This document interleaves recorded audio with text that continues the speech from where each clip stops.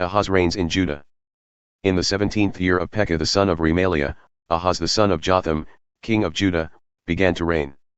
Ahaz was 20 years old when he began to reign, and he reigned 16 years in Jerusalem.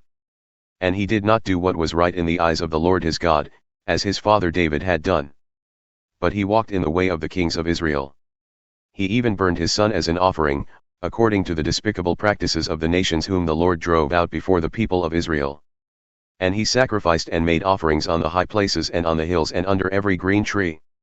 Then Rezin king of Syria and Pekah the son of Remaliah, king of Israel, came up to wage war on Jerusalem, and they besieged Ahaz but could not conquer him.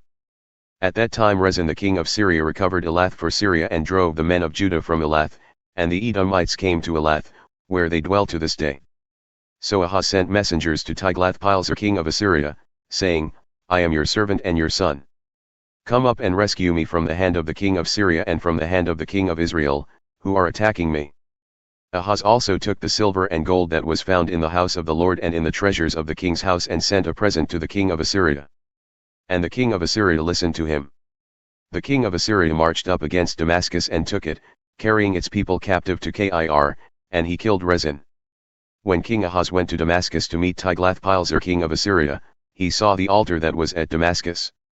And King Ahaz sent to Uriah the priest a model of the altar, and its pattern, exact in all its details. And Uriah the priest built the altar, in accordance with all that King Ahaz had sent from Damascus, so Uriah the priest made it, before King Ahaz arrived from Damascus. And when the king came from Damascus, the king viewed the altar. Then the king drew near to the altar and went up on it. And burned his burnt offering and his grain offering and poured his drink offering and threw the blood of his peace offerings on the altar. And the bronze altar that was before the Lord he removed from the front of the house, from the place between his altar and the house of the Lord, and put it on the north side of his altar. And King Ahaz commanded Uriah the priest, saying, On the great altar burn the morning burnt offering and the evening grain offering and the king's burnt offering and his grain offering, with the burnt offering of all the people of the land, and their grain offering and their drink offering. And throw on it all the blood of the burnt offering and all the blood of the sacrifice, but the bronze altar shall be for me to inquire by. Uriah the priest did all this, as King Ahaz commanded. And King Ahaz cut off the frames of the stands and removed the basin from them, and he took down the sea from off the bronze oxen that were under it and put it on a stone pedestal. And the covered way for the Sabbath that had been built inside the house and the outer entrance for the king he caused to go around the house of the Lord, because of the king of Assyria.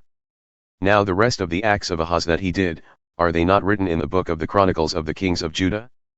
And Ahaz slept with his fathers and was buried with his fathers in the city of David, and Hezekiah his son reigned in his place.